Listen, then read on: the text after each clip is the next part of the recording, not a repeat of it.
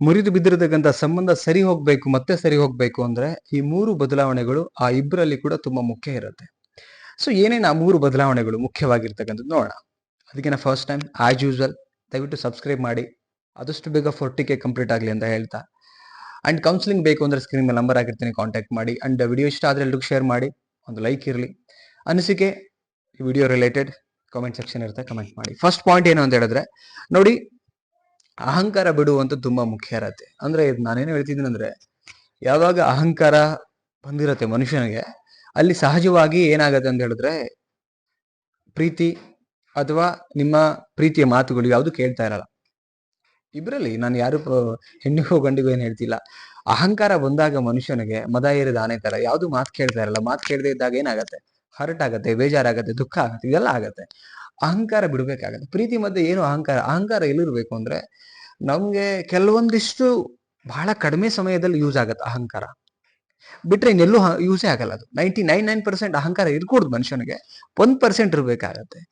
ಅದು 1% ಎಲ್ಲಿ ಯೂಸ್ ಮಾಡ್ಬೇಕು ಅಲ್ಲಿ ಮಾಡ್ಲಿ, ಬಟ್ ಪ್ರೀತಿ ಅಂತ ಬಂದಾಗ ಅಲ್ಲಿ ಪ್ರೀತಿಯಿಂದ ಸರೆಂಡರ್ ಆದ್ರೆ ಮಾತ್ರ ಪ್ರೀತಿ ಉಳ್ಕೊಳ್ಳುತ್ತೆ.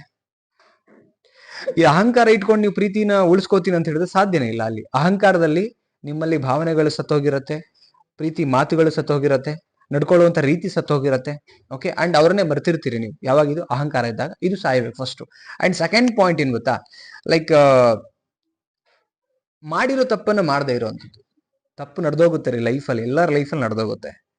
ಏನೋ ಪ್ರಾಮಿಸ್ ಮಾಡಿರ್ತೀರಿ, ಅದನ್ನ ಫುಲ್ಫಿಲ್ ಮಾಡಿರಲ್ಲ, ಅಥವಾ ಏನೋ ಪ್ರಾಮಿಸ್ ಮಾಡಿರ್ತೀರಿ, ಇನ್ನೇನೋ ತಪ್ಪಾಗಿರತ್ತೆ, ಮೆಸೇಜ್ ಮತ್ತೆ ವಾಟ್ ಎವರ್ ಏನೋ ಒಂದು ತಪ್ಪಾಗಿರುತ್ತೆ.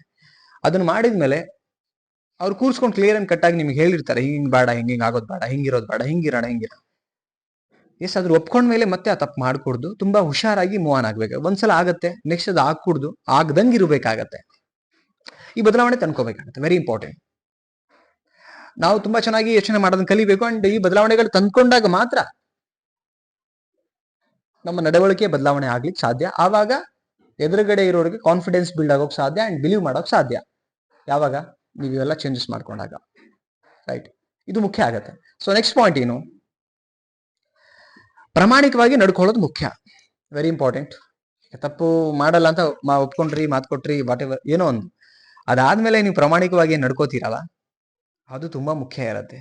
ನೀವು ಹೇಗ್ ನಡ್ಕೋತೀರಾ ಅನ್ನೋದ್ರ ಮೇಲೆ ಈ ಸಂಬಂಧ ಮತ್ತೆ ರೀಬಿಲ್ಡ್ ಆಗೋ ಸಾಧ್ಯತೆಗಳು ಇರುತ್ತೆ. ರಾಕ್ಷಸ ತರ ನಡ್ಕೋತಾ ಇದ್ರಿ, ತುಂಬಾ ಮೃಗಗಳ ತರ ನಡ್ಕೋತಾ ಇದ್ರಿ, ಈಗೆಲ್ಲಾ ಬಿಟ್ಟಿದೀವಿ ಅಂತ ಅಂದಮೇಲೆ ಅಲ್ಲಿ ಬಿಟ್ಟಿರೋದು ಕಾಣ್ಬೇಕಲ್ಲ, ಯಾವ್ಯಾವ ಗುಣಗಳು ಬಿಟ್ಟಿದ್ದೀರಿ, ಅಂಡ್ ಮೊದ್ಲಿಗೂ ಈಗಲೂ ಏನ್ ಡಿಫ್ರೆನ್ಸ್ ಇದೆ. ಯಾಕಂದ್ರೆ ಪ್ರೀತಿ ಪಡ್ಕೊಬೇಕು ಅಂದ್ರೆ ನನ್ನ ಪ್ರಕಾರ ಪ್ರೀತಿಯಿಂದ ಮಾತ್ರ ಸಾಧ್ಯ. ಅಂಡ್ ಎಷ್ಟು ನಿಮ್ಮಲ್ಲಿ ಬದಲಾವಣೆಗಳು ಆಗತ್ತೆ, ಅದ್ರ ಮೇಲೆನೆ ಒಂದು ಅಗೇನ್ ಡೀಪ್ ಒಂದು ಫೀಲಿಂಗ್ಸ್ ಬಿಲ್ಡ್ ಆಗೋಕ್ ಸಾಧ್ಯ. ಅದಾಗ್ಬೇಕು ಅಂದ್ರೆ ಏನಾಗ್ಬೇಕು, ಬದಲಾವಣೆಗಳು ತುಂಬಾ ಚೇಂಜಸ್ ಆಗ್ತಾ ಹೋಗ್ಬೇಕು. ಅದಾದ್ರೆ ಮಾತ್ರ ಇದೆಲ್ಲ ಸರಿ ಹೋಗ್ಲಿಕ್ಕೆ ಸಾಧ್ಯ. ಓಕೆ, ಸೊ ಐ ಥಿಂಕ್ ಒಂದು ಬ್ರೇಕ್ ಆದ್ಮೇಲೆ ಮತ್ತೆ ಅದು ಆಗ್ಬೇಕು ಅಂತ ಮಧ್ಯ ಒಂದು ಗೆರೆ ಅಂತೂ ಇರುತ್ತೆ, ಡಾಟ್ ಅಂತೂ ಇರುತ್ತೆ. ಬ್ರೇಕ್ ಆದ್ಮೇಲೆ ಮತ್ತೆ ಆ ಡಾಟ್ ಇಲ್ದಿರಿಲ್ಲ, ಎಲ್ಲೋ ಒಂದ್ ಕಡೆ ಡೌಟ್ಸ್, ಎಲ್ಲೋ ಒಂದ್ ಕಡೆಗೆ ಅನ್ಕಾನ್ಫಿಡೆನ್ಸ್ ಅದೆಲ್ಲ ಇರುತ್ತೆ. ಬಟ್ ಸ್ಟಿಲ್ ಅದು ಅಳಿಸಿ ಹೋಗ್ಬೇಕು ಸ್ವಲ್ಪ ದಿನ. ಅಂದ್ರೆ ನೀವೆಷ್ಟು ಪ್ರಾಮಾಣಿಕವಾಗಿ ನಡ್ಕೋತೀರಿ, ಎಷ್ಟು ಚೆನ್ನಾಗಿ ನೀವು ಮತ್ತೆ ರೀಬಿಲ್ಡ್ ಮಾಡ್ಕೋತೀರಿ, ಅದ್ರ ಮೇಲೆ ಮತ್ತೆ ನಿಮ್ಮ ಸಂಬಂಧ ಸರಿ ಹೋಗುತ್ತೆ. ಎಸ್, ಪಾಯಿಂಟ್ಗಳು ಎಕ್ಸಾಕ್ಟ್ಲಿ ರೈಟ್ ಅನ್ಸಿದ್ರೆ ಅನಿಸಿಕೆ ಈ ವಿಡಿಯೋ ಬಗ್ಗೆ ಮಾತ್ರ ಅನಿಸಿಕೆನ ಕಮೆಂಟ್ ಸೆಕ್ಷನ್ ಕಮೆಂಟ್ ಮಾಡಿ ಅಂತ ಹೇಳ್ತಾ ಮತ್ತೊಂದು ಟಾಪಿಕ್ ಅಲ್ಲಿ ಸಿಗ್ತೀನಿ. Thank you so much guys, love you, ನಮಸ್ತೆ.